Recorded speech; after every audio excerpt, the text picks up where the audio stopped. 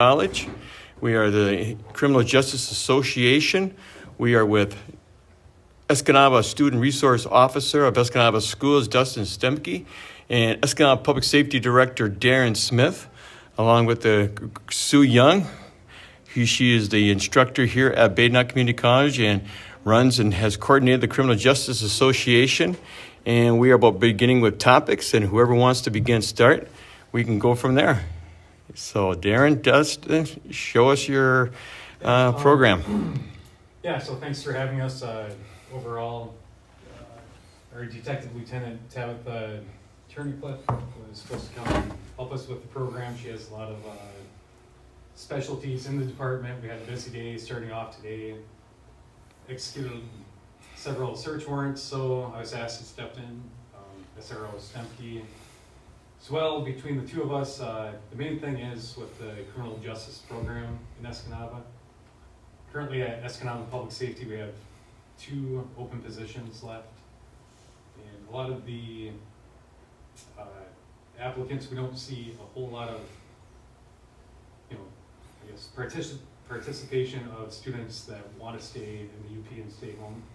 So that's why we want to also reach out, recruit, let you guys know what we have to offer at Escanaba Public Safety, kind of what got us into it, how it's changed over the last couple of years, and what we expect coming up in the future. So, I guess really quick about myself, I'm born and raised in Manistee, Michigan. Started at 19 years old. I started at Schoolcraft County Sheriff's Department in the jail while I attended NMU. I went through and got an associate's degree, completed the Regional Police Academy in 2003. From there I went to Delta County Sheriff's Department on the road patrol for 3 years.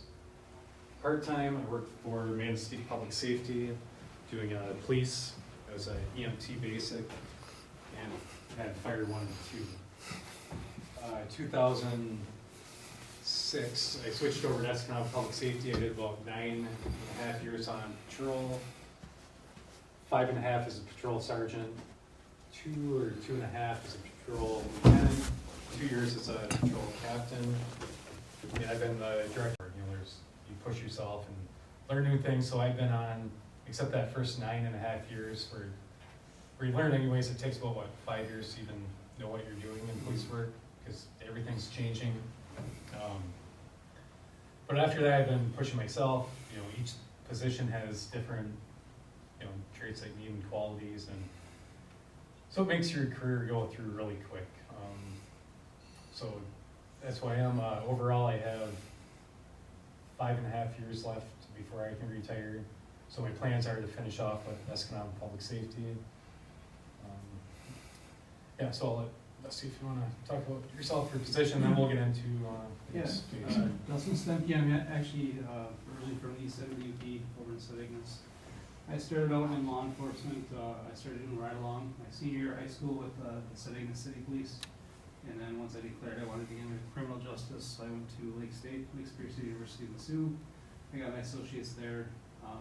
As I was getting my associates at Lake State, I got hired by the Sioux Tribe Police as an emergency dispatcher. And then I did like a reserve officer position for concerts and stuff like that. And then they actually sponsored me to go through the police academy. I went through the police academy down in Roscommon, Community College in 2003. So I graduated from there, was MPOL certifiable. The tribe retained me and kept me, and I gave them 2 years as a patrolman assigned to the Manistee office. That's where I met Darren at. So I was a patrolman with the Sioux Tribe Police in Manistee for about 2.5 years. And I applied to my home county, Macon County Sheriff's Department. I hired as a road patrol deputy for the west end of Macon County. I was there for 10 years, lived in the Engadine area. I worked with Macon County as we were resident deputies, so we were assigned to the areas that we lived in. So I had everything west of Brevoort, which included Gould City, Navaway, Engadine, Curtis, all those areas. So I did 10 years with Macon County as a deputy sheriff. During that time, I had gotten my firefighter 1 certification. Darren and I were good friends at the time. Darren contacted me and said that Escanaba Public Safety was hiring. At the time, I convinced my wife and my son to allow me to apply. applied to Escanaba and got hired here in 2015. And then I've been here at Escanaba Public Safety ever since. Once I got to Escanaba Public Safety, I got my Firefighter 2 certification, which allowed me to become a full-time firefighter with the city of Escanaba.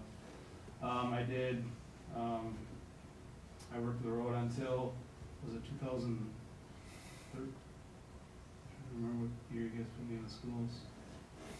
Regardless, I've been in the Escanaba School District it's my fourth year in the schools at Escanaba. So I'm assigned as the school resource officer, so I do Lemmer, Webster, the high school, the upper elementary, and the ISD building. I'm with them on campus Monday through Friday. If there's any cases or crimes that pop up on the campuses of Escanaba schools, it falls on me. I'm also the DARE officer, so I teach the DARE program. It's a 10-week program. It's the second year teaching DARE. And yeah, everything's going good so far. The SRO program was brought back of not having it for probably I'd say about 13 years. Same thing with the DARE program as well. Is it essential for a public safety officer to be also certified in fire, especially in the rural areas up here in Upper Michigan? For us it is, yeah. So we're full-time fire response for the Okay. city of Escanaba and Wells Township. Okay. And what are the requirements for becoming a SRO, school resource officer? What is the exact qualifications would one need to qualify for such a position? Obviously, somebody that likes to be around kids, is comfortable speaking with kids, able to build good rapport. You don't want to stick somebody in there that's kind of got a chip on their shoulder or kind of towards the end of their career and doesn't want to really do anything. I think the SRO program is going very well, very approachable. That's why I'm kind of wearing more business casual, so kids are able to approach me. So I'm not so much intimidating as a uniformed presence like the director here. Okay. Director Smith, what qualifications would you recommend someone at X number of years in law enforcement and kind of proven themselves in the community to appoint someone as an SRO? Yeah, so kind of how Dusty SMP went through it. You put your years in, you got to prove that that's the correct, officer to put in that position in the schools with our kids. And over the last 4 years, school administrators reach out how important this program is for all the schools. Kids feel safe. A lot different. Before we had SROs, we would walk through the hallways when we go to visit schools, do the walkthrough during, we got the classes walking through, especially elementary kids. And we kind of look at us and they'd wonder, why are we there? A lot of questions. Now, having an SRO in the school every day, the officers were involved in the schools. We do walkthroughs, we go and mingle with the kids, show up at lunchtime. So now if you got a hallway full of kids, usually every single one of them will give us a high five on the way through. So just in that short, few years, you can see the difference walking through a school of the trust that builds between not only the students and police, but the staff, administrations. Establishing strong relationships, that all equals deterrency. Yes. Bridging that gap, communication is the main. Sure. Obviously, building a good rapport. You Okay. don't want to switch RSOs every 2 to 3 years because you want the kids to see a familiar face and build a rapport with them from kindergarten, 3rd grade up until their senior years. And with all of the violence going on campuses, whether it's universities or community colleges or high schools across the nation, there's a huge need and push for school resource officers to be on every campus.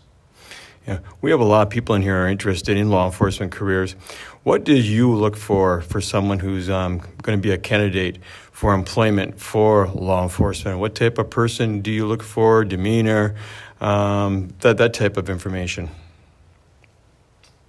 Yeah, so our process, and the part that I wanted to bring up, the part of recruiting criminal justice students from Bay College, to stay local, what we have to offer. So our program, application process, we come in and do interviews.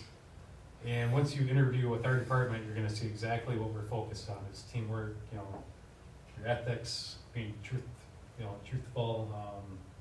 Everything's based right around those core concepts of what we expect for an officer to be. Back when Dusty and I started law enforcement, it's completely changed. So with administrations, we gotta change with it to try to, get the right people in the right slots of these positions and, fill our uniforms for the department. So, yeah, our interviews has changed totally since I went through, specifically for the city of Escanaba. And my very first interview was Grand Traverse County for the sheriff's department. They set you up in a chair in the middle of the room, and you're in front of 12 people. You got, judges, lawyers, city managers, prosecutors, everybody, and they wouldn't hammer you. It was a really tough interview. I bombed it. I know for sure I didn't get the job, and I'm here, but I bombed it. But going through, now with the change of times of, it's hard to find the right people to do this job, and, not to bash media, but we get a bad Sure. rap for media. And it got so bad where, we're fighting to get people back interested in the positions, apply for these spots. Knowing, but it is a rewarding career. It's great, but you gotta have the right people in. So the interviews, that's how we find out what you are all about. You gotta be in it for the right reasons. For shift work, you're gonna work nights, holidays, all the times I don't wanna work when weather's the absolute worst, that's where we get called in. Go through scenes and calls that once you see it, you're never gonna unsee it. You're gonna have to deal with that mentally. Mental health overall in the community is a huge part. I'm sure everybody knows the mental health system, how we are involved in it. Trying to seek help for the community, the program, the process, the revolving wheel, I would call it. But also officers' mental health, the stuff we see, how to open up, and a lot of cops might have that tough guy or tough girl mentality where, they think we're better than that, we don't have to open up with our feelings because that's what we do. And that can't be further from the truth, because everything we do and see affects us as well. So we do have a lot of networking, new ideas to open up, because you gotta share your feelings, or else the burnout in this job would probably be, it's about, I'd say 5 years. If you're in the same spot, the burnout is, people are looking for an out, and they're done with it. So getting in, especially a CJ association program like this, it's great that you allow us to come here and kind of, and I'd like to come like once a month and share and answer questions as you go, to prepare everybody of what you're gonna see, how you can deal with it, and hopefully how we can keep you local, working in our community. This might be too small of a town for some, not enough to do, but we have a lot of different specialties at our department. When you talk about the shift work, pay, time off, insurance, a lot of stuff starting off they don't worry about, but it's actually really good benefits and pay package and the shift work. So it's a lot of opportunity. And going back to when I first got hired, I had 0 and really quick. So back when we interviewed this Grand Traverse County position, there was one opening. I interviewed, but there's probably overall over 300 applicants for one spot. Everybody has their police academy is already completed. Every certification is done, so you're just competing for that one spot. Today, when I started as a captain 2 years ago, we had 7 openings. With our applications coming in, now one person was certified to take a position. We've taken the ones that were willing to interview, to start the process, find the right people. To go, we'd have less applicants even for that process. Even if we took everybody, we still have more vacancies open. So what we do at Escanaba Public Safety now, with help from the state on grants, we'll sponsor somebody to go through the academy. We pay the room and board, we'll pay all the fees, uniforms, certifications, we'll pay you hourly while you're in the academy. trip down and back. When you come out of that academy, you're also drone certified. So you come out, we have a drone program at Public Safety now. And the good part is the youngest officers that go through the school come out with a specialty that, our advanced veteran officers don't even really have a chance to do it yet. So that's kind of cool to let the new officers come in, don't have a stake in the drone program, which is really neat. Yeah, so it all goes back to talking about that big panel where they hammer you. We want to get people in and show, now what the media shows everybody, and kind of show the personable side of police work. This is what we like to come in, we're people too, we're not gonna sit there and all 100% professional. We like to joke around and have fun and be relaxed, because we got enough stress throughout the day. But you'd also see it, our job interviews, the questions are related to exactly the type of personality, your moral character, how you are, so we can get to learn how you are, and we can usually dig through and see if you may be a good fit in the profession or not. After that, usually it's the background is our biggest, drain that'll catch stuff where, might be some red flags, but everybody in this program, you're here for a reason. So it's not, we do a lot of job fairs like Northern Michigan University. The number of, I believe you guys just had one here recently, correct? Didn't Bay College have a job fair, kind of? Somebody told me 2 days after it happened. I It don't might think have we been. had a job fair, no. I was like, man, I wish I knew about that. Yeah, no, I don't think we had a job Oh, fair, maybe- because I maybe it know was- about it. Oh, well, we're all on the same page then. Yeah, no, I don't think so. But a lot of the interest at college level students that we get is, I want to be in law enforcement, but I want to work in the lab, or I want to do forensics. And so us at public safety, you start as a public safety officer, you do police and fire both. And as you go up, then we have specialties you can jump into. We're expanding. We're trying to introduce new things. Even internally in our department, we're looking at creating a mentorship program. So those who might someday want to be a detective, and we're going to take you off your day-to-day patrol. You take over these cases, see how you like it. Give them heads up, and it'll show us too how good they are before they actually get that promotion. It's their time to prove, hey, this is what I'm willing to do. So that hasn't been done, just in the process starting that. A lot of new ideas that we're coming up with to attract young students who want to be law enforcement. We do see a lot of students, and understandably, everybody likes their days off. We work 12-hour shifts, 7 to 7. Scheduling is 2 days on, 2 days off, and then every other weekend. So the first week, you would work every single day except Wednesday and Thursday. Then the second week, the only days you work are Wednesday and Thursday. So you work out of a year, 6 months, and get your PTO time,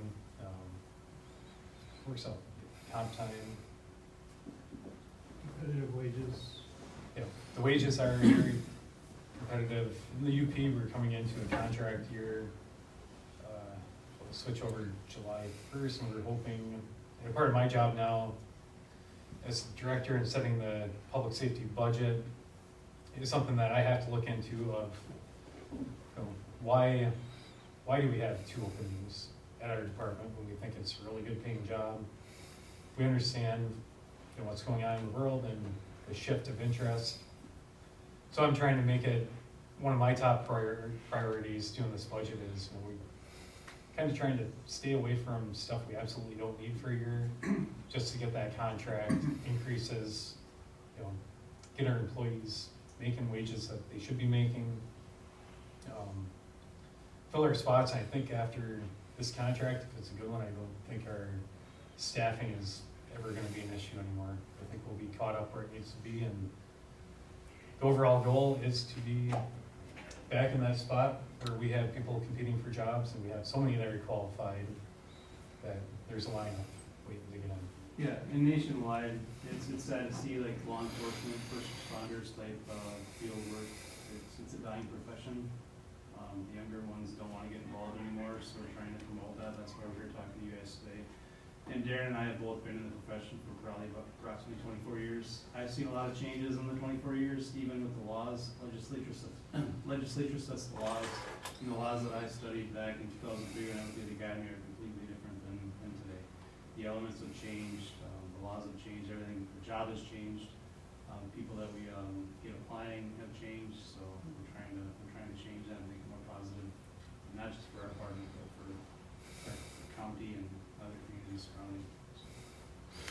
One of the things you guys do really well is take our interns. I know we hadn't had one for like a while, and now we've got like a study stream. Now you're interested in. Yeah, I know, I take a look. Yeah, take a work with you. Okay, good. Yep. We've got a couple coming down the pike, but that really gives the students, I think, an opportunity to see what it's all about, especially the ones who are not sure this is really what they want to do. Yep. Or the ones that are sure and want to get that foot in the door and make a good impression and say, hey, I really want to do this. So we appreciate you working with our students because they have to be a sophomore level, so they're at the, they're on the edge of graduating and heading to an academy. So hopefully we can put a little feeder into that too. Yeah, so one of the big things for the students here, as a director, if I had any tips of how you can really make it to where you want to go and work, whatever job it is. So for law enforcement, me, the recruiting side of it, I would say like right now, every department's in the same boat. There's very few throughout the state of Michigan that are filled. I think the one guy at the MACP, which is Michigan Association of Chiefs of Police, Kalamazoo, they have like, they're filling. Really great police department. A friend of mine's the assistant chief there. And they seem to be the ones that we don't have any openings. Pretty much everybody else is. Yeah, we got one or several openings that we can't fill. Yeah. So it's throughout the state, throughout the nation, it's hard to get. So one of the things is downstate, I've heard of them having signing bonuses up to $40,000 now. So what they're doing is robbing from each other. Good Lord. Right, there's one pool of applicants, and this is where I'm gonna give out this information to help everybody. We will sponsor you to go through, pay all the way through, but going into it, because without being sponsored, you can get in with an associate's degree into a regional police academy. That's how the route I took. So if you go in and you were to pay your own way through a police academy, say Northern Michigan, do the police academy, and say, even on top of that, you take your fire 1 and 2 tests on your own, you could walk around the state being certified, and you're gonna be probably #1 on the list, because nobody else is certified, they're all waiting to get paid to go. So if you do it on your own, you're gonna have like the golden ticket, and people are gonna be fighting for you. You can probably walk in and name your price hourly of, hey, this is where I wanna start on vacation, and people are gonna take you. People are probably gonna fight over you. So yeah, if people are looking, if I had to do it personally, right now I wouldn't take a job and get sponsored. I'd go and pay my own way. Then I find out exactly where do I want to live and have a family. I'd go to that department, and if it's Escanaba, if you came and said, hey, I just went through the academy, and I'm ready to go, you're gonna be like, the background's gonna be starting like right then. Yeah, and it wasn't like that for him and I, back in 2004. Back in 2004, I sat down and tested with Bay City Police Department, and there's probably about 350 people in the auditorium testing, and they're hiring 2 positions. So you don't see that anymore. It's not just in law enforcement, that's everywhere. That's You everywhere. know, It we used to have Yeah. 1 job and 50 applicants, and now you got 50 jobs and 2 applicants, and one Correct. shows up in their pajamas. Yeah, yeah, another part I was gonna hit on with the educational part, so I went through that with, it was hurry up and wait, and then apply to a bunch of departments. I was towards the top on a few of them in the UP. And then all of a sudden, it was like a year waiting. And all of a sudden, once you get one offer, then everybody, all of a sudden, you know, now you gotta pick. Yeah. So I made my choice to come here, and it was over Iron Mountain at the time. I was in with Kingsford, Iron Mountain, Escanaba, Manistee. Still working at Delta County. And what it came down to is, you know, how far up could I make it before I retired? Actually, in this position I'm at now. At the time, Escanaba didn't have educational requirements, so I only had associate degree. Some departments I knew, all right, to be in administration, you need a bachelor's. I had to go back to school. I did it long enough where I said, I don't want to go back to school.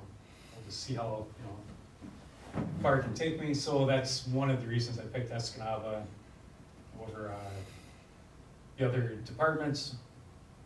But at the same time, I'm saying you don't have to have huge bachelors, you know, hired for these positions if you want to move up. Once you get in, then there's specialties. Like the fire side, we have a lot of state fire instructors, and fire officers will have up to like officer 1, officer 2.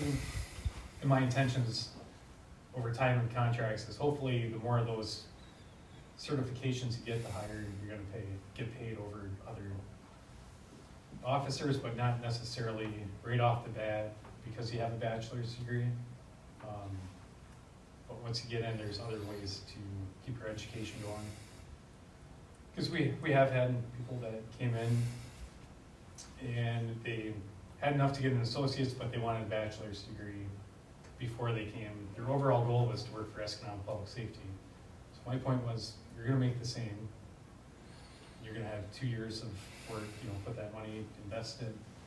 It'll be okay, but, you know, they're like, if that's a personal preference of having a bachelor's degree before you start, that's 100%.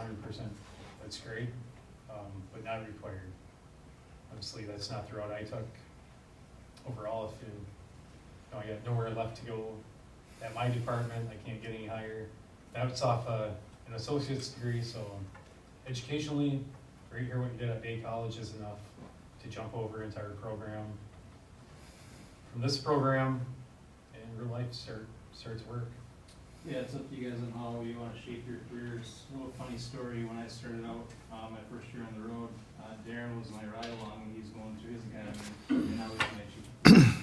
A perfect example. That's how good he was. Perfect example how your career may change.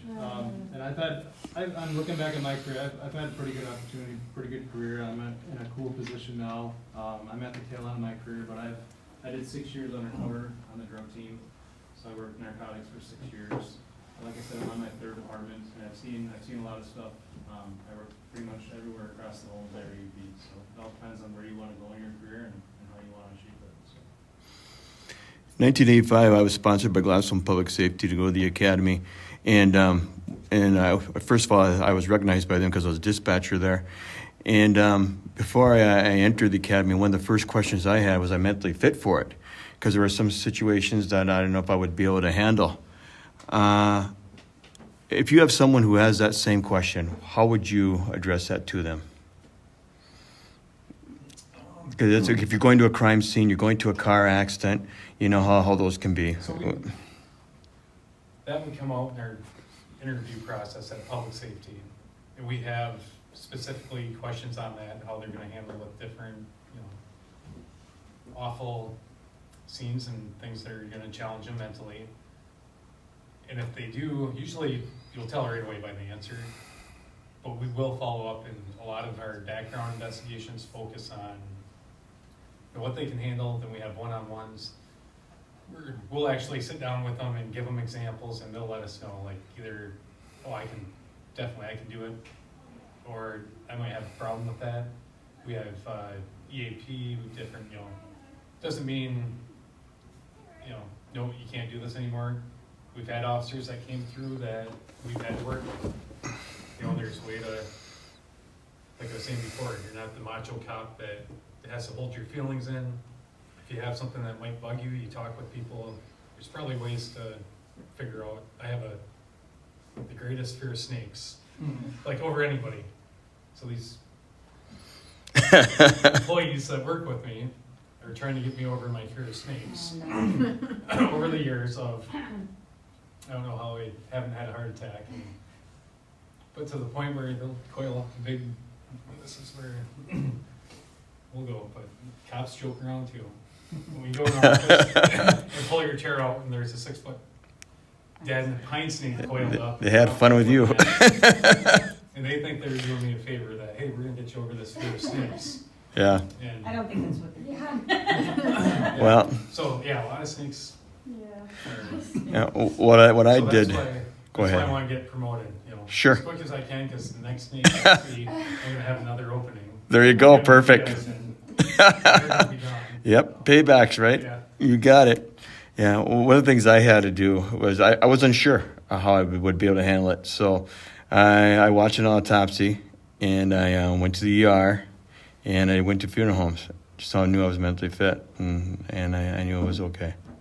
But those are things that you have to kind of self-evaluate yourself on. Yeah, So- so you're out there doing the job, you're jobbing it. You don't know what you're gonna be dispatched to 5 minutes from now.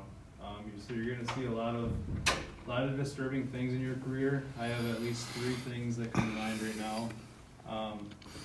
I'd be lying to you if I didn't say they still kind of bother me, but Mm-hmm. as you work out, as you put the years in throughout your career, you kind of get callous to it. It's sad to say that, but you do. The more you see it, you get callous to it, and that's how you mentally deal with it at times. So. One of the newer things that we did was, well, they do it community-wide now through the hospital. We usually host it if we have a lot of first responder agencies dealing with something. I think usually the hospital, the debriefings after something happens where everybody gets together. They have therapists there. And I've been to a couple, even if I feel I don't need it, like I've been through this, it doesn't mentally, I know how to file things and work through it.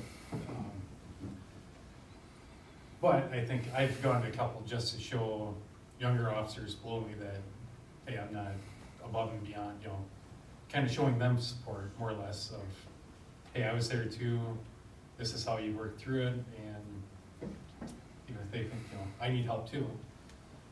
But overall, so it's just like group participation and debriefing. We haven't had that, like my first 15 years, I've never seen that. But last couple that we've been dealing with are multiple fatal car accidents, with a lot of stuff. But I think it goes a long way to everybody, no matter what level, brand new or almost out the door, to show that we're all in it together. It affects everybody. And you open up and talk about it, how it affects different people, and they can find the right channels of where the help's needed. What makes your job easier? Makes the job easier. Getting along with people, fairness. Yeah. Yeah. Treating people fairly, trying to be respectful, trying to get to know what's really bothering them, try to find a solution, help them out. Obviously, we deal with a lot of victims of crimes, and actually trying to find the resources for closure for them, whether it's sexual assault crimes or property crimes, whatever it is. So yeah. You're the most valuable people in our area. Whenever there's a need or a problem, you're the first ones we call. Yeah, it's a fun career. It's First challenging. one people bitch at, and the first one they call when Yeah. they need. Absolutely. Good way of putting it. It's a fun career. Like Darren said, we have a lot of things available in our department. An upset detective, we have the detective bureau itself, firearms training officers. What else do we got? We got evidence technicians. Yep, drone program. Currently, our canine program, we're up to 3 dogs. Saigo, Enzo, and Storm at Public Safety. Storm, brand new first aid search car, got us a lawsuit. Scratching somebody's paint. The kicker was they didn't alert on the car. So first sniff he had at the department, we're getting a suit over it. So But, yeah, there's a lot of, all these specialties, and we do ride-alongs, you know, it's a step down from the internship. But anybody can come, fill out the waiver, we do a quick background. But that gets you in the door to see, you know, how we operate as a public safety, because the police and fire combination is different. You know, back when the concept was started, 1974, 1975. 75 with Bill Petrunas. Yeah, building. I'm old. So when we started, the staffing levels were much higher. We had a director, a police captain, a fire captain, and then a lot of employees. How things work now, do more with less. We're down to 31. Overall at the department, I turned one position into a fire only, which is equivalent to a fire captain. It just has a different title, firefighter coordinator, because of the city council of what they were willing for pay to allow it. But I finally got somebody that cannot deal with anything police and has time to catch us up on fire standards, you know, get us where we need to be. So that leaves us with 30 cops, which is not enough for the public safety concept. Right.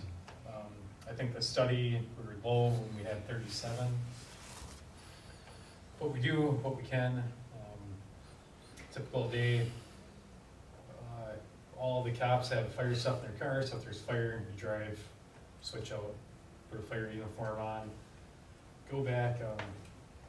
Yeah, it's interesting, but with those ride-alongs, you can come and see how it is, and we're getting closer to fully staffed, and then we're gonna open up all of our different things we've been trying for several years. Staffing won't allow it, but if somebody really likes doing traffic stops and drug interdiction, we have enough dogs now where my goal is to have a team of 3, because we have upset. That they do their thing, so we'll work with them, so we're not stepping on toes. But our goal is to have like 2 of our officers and 1 dog. All they do is they're after drugs through our highway, community. They don't take calls. Then the people who don't like to do traffic so much, they'll go and take the day-to-day calls. A lot of them are important. A lot of them are just your everyday deal with the same people. You know, minor neighbor complaints or family feuds that they be there every day, 3 times a day. Not everybody likes that, but so we have different options for getting closer to hauling out. And my captain, now who I promoted, Austin Young, he's a canine handler as well. He's young, the name and his age. He's pretty young, so he has a lot of good ideas that I'm open for. You know, if it helps our community, making people safer by doing our job funner, I guess you could put it. And I'm up for it. He has all the ideas, so he just asked me, you know, can we try this? And I guess we'll try anything until it doesn't work. Yeah, we're a busy department, we're hopping, especially with the fire part, as you guys have seen this year, I can at least count maybe 13 or 14 fires we've had this calendar year. So it's been a busy year for fires. You could be on a simple traffic stop for a speeding violation, and as you're walking up to the vehicle, dispatch starts sending the whole department or whole shift to a structure fire, house on fire in the city, and you know, you're switching from writing a speeding ticket to lights and siren across town and throwing on your fire gear, and here you are fighting a fire for 4 or 5 hours. So it's an interesting department. There's not a dull moment in our department, I'll say that. Yeah. For recruiting purposes, some of the things that we're transitioning into, obviously we have a city council that goes, and our city manager is moving to the private sector within a couple of months, so they had interviews for a new city manager. But then, like for my position, I have to go for them to figure out what we need. So technology and the stuff that makes it work for the guys and girls at our department, you know, I'm not afraid to ask, and that's what I want to push for. Because if they're happy, I'm happy. Everybody's happy. Their job is to keep everybody safe. So I know vehicles are 6 months out of the year, they're in a car. So we're switching from junky cars that we had growing up at the department. Right now, it looks like probably getting 3 new, but switching over to all Tahoes. All the equipment's high-tech or firearms. We just upgraded. We got the red laser light. So makes shooting a lot easier for those that are challenged at shooting. But equipment, yeah, fireside ladder truck, we just got a $700,000 grant through the feds, which is only a fraction of the cost of fire trucks now. For that type, it's gonna cost us about $2.1 million. And if I order it today, we're not gonna get it until 2030. Oh, So that's the process I'm right now is wow. buying a fire truck and Hopefully I'm retired by then. yeah, hopefully I am too. I'll never see this stuff, but yeah, but we're working on upgrades in our building, trying to get a new building. Still have the same building, 1974, with probably all the same stuff inside. But throughout, different generations, we've just always, this is what we have, and you never ask, so I'm not afraid to go and ask our council, younger generations, and they deserve better, for, not saying everybody's, for the most part, need, but there's a reason I asked for it, because they do a good job, and when they come back to do reports or take a break, I want them to have nice things, because it can be a very awful job at times, and it can be the best job too. So what do you do in school as as a resource officer? Are you still there part-time, or are you just back on the road? So like, Christmas breaks or spring break coming up, I go back and work road patrol, but I maintain the school rotation Monday through Friday. Okay. And in the summertime, I go back and shift that I came from and work my college course. Yeah. Is that nice going back to road every once in a while? Yeah, change, yeah, I miss working traffic, I miss chasing taillights every once in a while. Yeah. It's debatable. Contracts are coming up. BS or. So what's this drone program like? What is the main purpose of that? So with our drone, we got it, the capabilities it has infrared, night vision, and the biggest push out of it, we've wanted it, but they're $27,000 for a drone.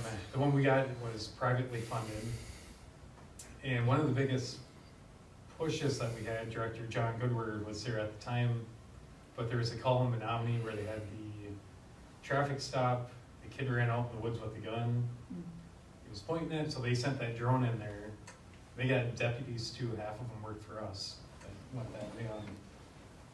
So they went out, but this drone, you could see where the officers were coming through the woods and where the suspect was, and he had a gun. And it's, if you're out not knowing where he's at, and they have a gun, and they got nothing to lose at that point. They already went through a big car chase and whatever they're running from that we don't know at the time, the whole situation. But they were able to send that drone in and confront the person to figure out, oh man, he's like lying in wait with the gun. They'll get everybody out of there. So it's kind of standoff, you can communicate through them, but in this one, he took his own life. Yeah, it's But if that drone wasn't there, these officers would have just kept on going, and it probably would have turned out really bad. So we can use those to our advantage of putting a tool there, because obviously I want that $27,000 drone shot at before one of us. Yeah, a lot of departments work together, so like, we were all busy fighting the House of Ludington fire, and the state police have their drone aviation division. And one of the special troopers came with his drone. It was flying over the House of Ludington, looking at the hot spots, and was able to point our ladder truck nozzles to those specific locations, which obviously, shaves off 2.5, 3 hours of fighting an exterior structure fire, exactly where the last lights are. So that's a perfect example of what they're used for. Or ice rescues, you can take one of ice rescues. Can you use those as like surveillance kind of? So like my thought is like fair week, like are you allowed to kind of So fly those around and? we can. All the laws For police departments, we still have to go through the FAA and log all of our flight times, predetermined.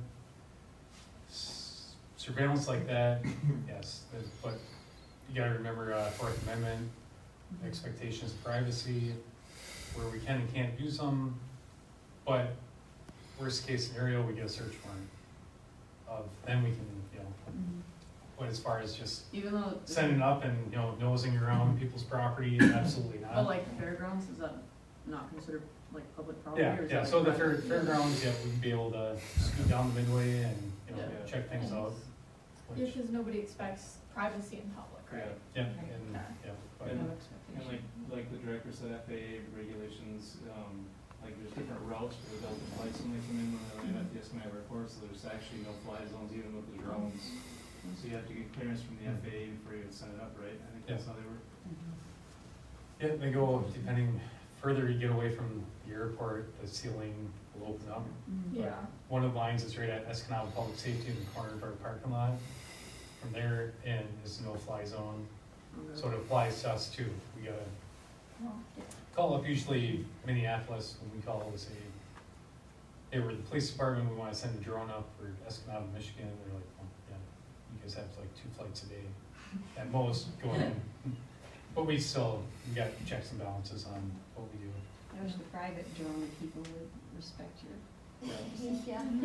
Your story. Yeah, in the backyard and doing some gardening and I look up and there's a drone right in Yeah, front of me. yeah. Macy just she was on her way to a basketball game in Kingsford, and she hit a drone on M35. That was like last week. No. Yeah, This it was one over. It was on over M35, like towards Rock, and she just hit it. Huh. I don't know why it was close enough for a car to hit it. Yeah. Well, this one almost got back into my rake. Yeah, we do get complaints Mm-hmm. and there are, stipulations and laws that you have to be within sight and we get them like, oh, I'm outside, I can see a drone, but I can't see the operator. It's like, well, they might be able to see it, they might not, but. You're never gonna find them anyway, 'cause, Mhm. you know.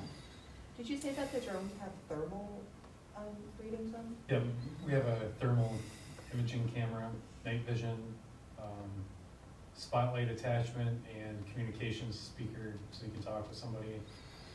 They also make the ones that you grab on for like water rescue, throw a life jacket on it, and send it out, mile into the water, drop a life jacket on somebody and talk to them. Has a window punch on them, so you can go up to the window and go peck it and knock the window out.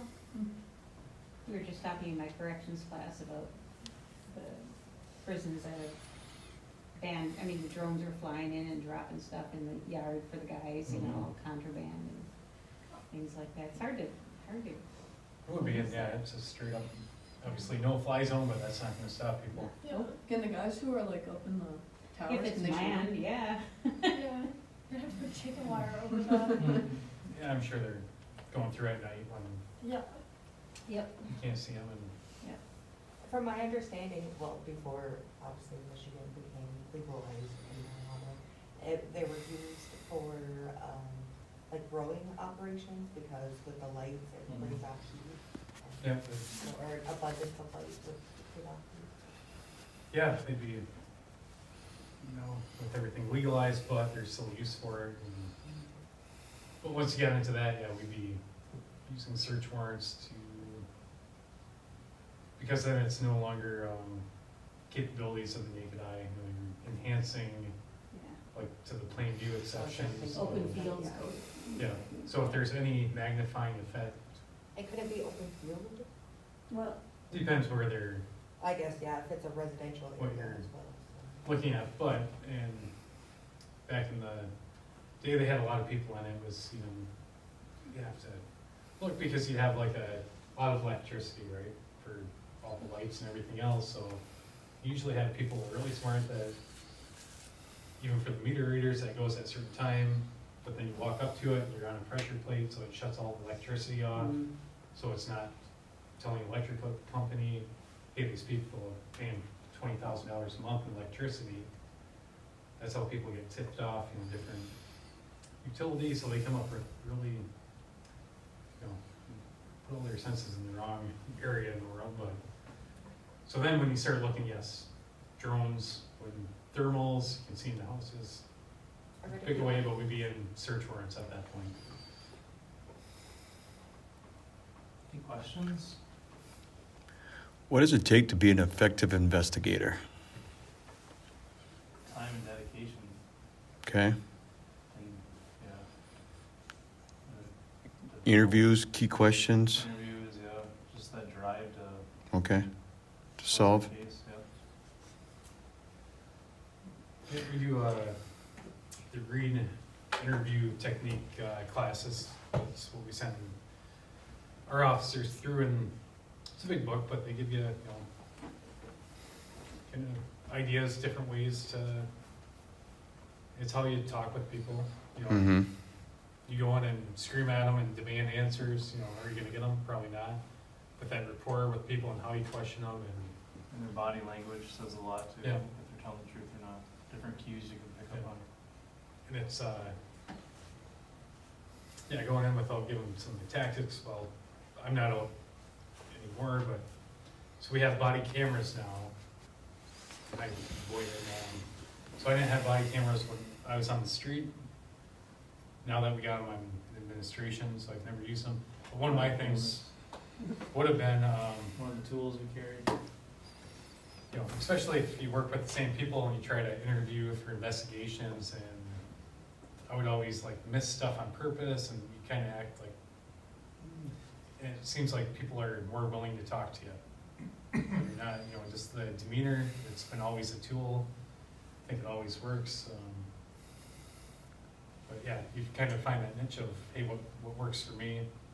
Well, I found the one that, hey, if you come off as, hey, I'm really friendly, I really like you, I really don't care about this job, what happened, and I'm sure, there's a reason why you did it type mentality, you usually start talking, or you can figure it out. Yeah. It's a part of the plan, but they don't know that. And there's times you can actually go back and review your camera footage and something you missed when you're talking to them face to face.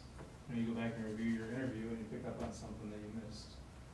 And you might call them back and do a second interview and just clarify what their answer was. Do you wear yours on your hip at school? Yep.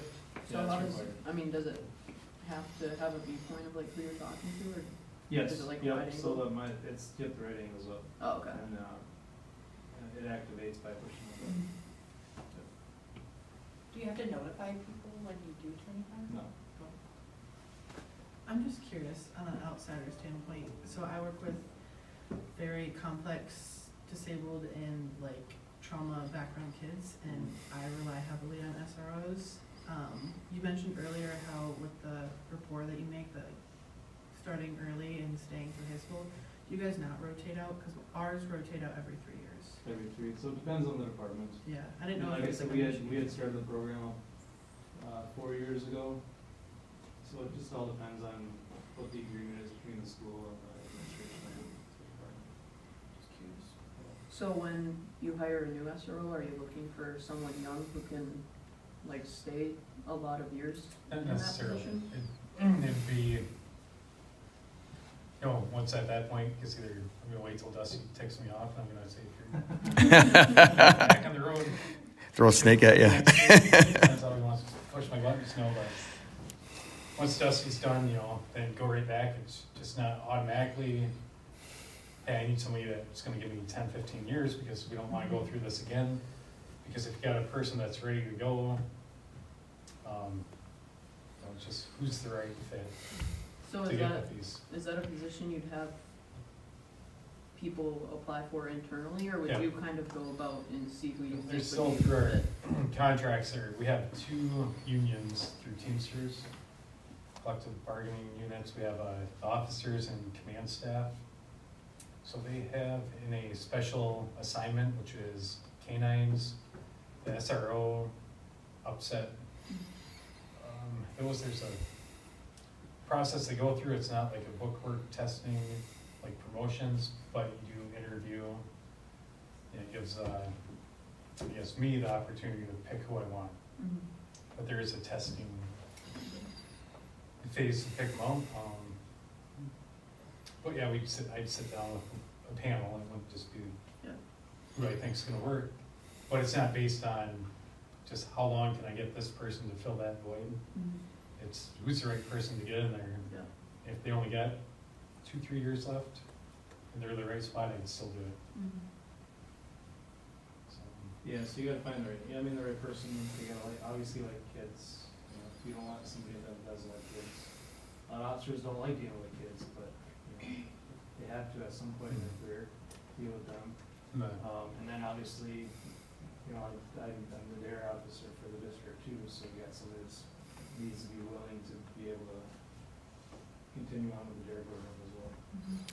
I think one of, coming in as new officers I've seen over the years, when I started my 9.5 years on patrol, it was all midnights. I was just about ready to make it to day shift, because we're about 10 years in to get to day shift. Right when I saw light of getting off midnights, that's when I promoted to a sergeant back in nights again. So I ended up spending about 19 years of my police work on night shift overall. And somehow I stayed married the whole time with staying on midnights. But overall it's, you go through, but now you see that we have brand new officers go right to day shift because the preference is nights. A lot of, it's different what we dealt with at night shift. It used to be like bar fights and it was happening. After COVID, a lot of things closed down, even the bars are closed at 10 o'clock. You don't see the exciting, I guess we'd call it back in the day, the fun calls go on. So everything kind of switches. It used to be weekends where, that's when it's, a lot of things are going on the weekends, and it switched into a lot of the citizens we deal with, their clientele. They don't matter if it's a Monday through a Sunday, because there's nothing else to do, they'll just go and race heck the whole time. So there's shifts, but new officers can come in and go right to day shift now. And if you want to go to night shift, you might have to wait 10 years to get on night shift. Interesting. And a lot of the ones that are on night shift, kind of have a mentality that they don't really want to be around the administration. They kind of want to be behind the scenes, the daytime. There's a lot going on at our department during the daytime. Gone are the days when people used to leave Escanaba at 2 a.m. and try and hit the bells before they closed at 2 a.m. and the time changed. Yeah. Yep. So is there like a certain public safety academy you have to go to? Or is it just? Yeah. So any regional police academy, so Northern Michigan University has an academy that starts in May. They only run one a year. We've sent all of ours through Northwestern Michigan College, which is in Traverse City. They run 2 academies a year. They're 16 weeks long. And once you're done, you'll be trained in everything. So you spend about, if you don't have an academy going into it, if we sponsor you, when you come and apply, you have to be 21 years old right now for public safety. I might look at lowering it to like 20. So it's about, if we pay your way, 4 months at Regional Police Academy, then you got about 4 months of field training program. Then after that, we do in-house training on the fire side. So that's about maybe 3 months. So you got the first full year is about training. Yeah, Lucas is my brother. I don't know if you remember. Yeah, that's but right. yeah, I know I recognize you. I know I recognize you. Alright. Because he took you on to be our cop, and Yeah. he took it from you. Yeah. Emma, right? Yeah. All right. So yeah, if you go through a regional academy like Northern, Lake State, Traverse City, Kirtland, where I went, so that when you graduate from there, then you're certifiable to be like a city cop, a travel cop, or a county cop. Okay. And then obviously the state police, the DNR, they have their own academies. You even had to go to the academy for SRO, didn't you, down in Milwaukee? Is that right? How was that like? No, the Milwaukee one was my dare officer training. Okay, The SRO training was down in Midland. okay, So yeah, there's a special school resource, it's called NASRO, National Association of School Resource Officers, and it's a week-long program. And every SRO nationwide has to have that certification. okay. Yeah. Would that consist of a lot of schooling, or what was it all about? A lot of legal, a lot of talk, about, like, liaison, being, liaison with the school administration and stuff like that. A lot of federal laws with the schools. Yeah. How was the Dare Academy? What was that like? That was actually intense. Really? Yeah, because I'm not very good at getting up in front of big groups of Mhm. people and speaking, and I never thought I'd be teaching in my law enforcement career.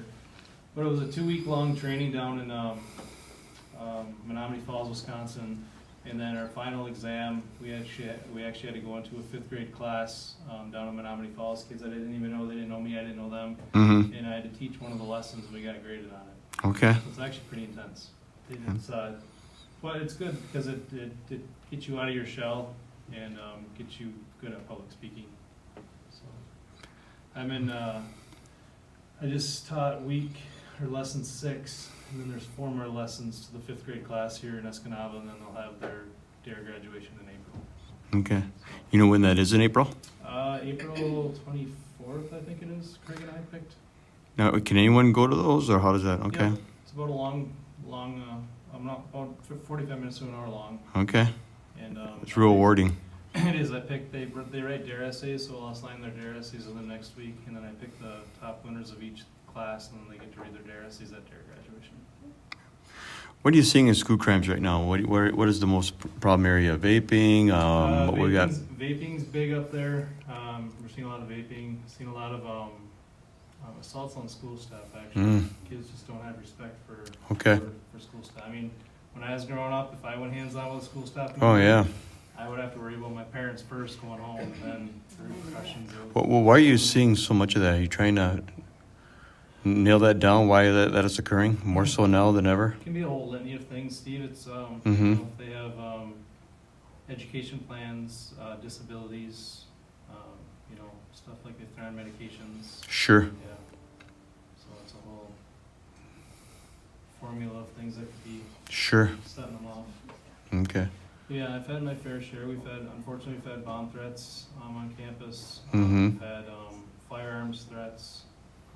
Thankfully, with investigations that we've done, they've been false threats. But knock on wood. Oh, I know. Yeah, we had too many scenarios that went sour on us. Yeah. Yeah. But we've Okay. had assaults with students. We've had drugs on campus. Kids drinking on campus. Yeah, it's the SRO. The SRO position is definitely justified. It's Sounds something like it. I'm glad the school board and the city came up with an agreement to bring the position back. So, Yeah. Yeah, it's definitely well needed, and we thank you for that. yeah. We'll probably have to wrap some stuff up here pretty quick. I'm sure you guys have it. I think I have a picture of Officer Stempke from my senior year wearing a football jersey. I'm sure you do. I have a question. Yeah. What did you think or how was it for you adjusting from a tribal, or being from a tribal officer to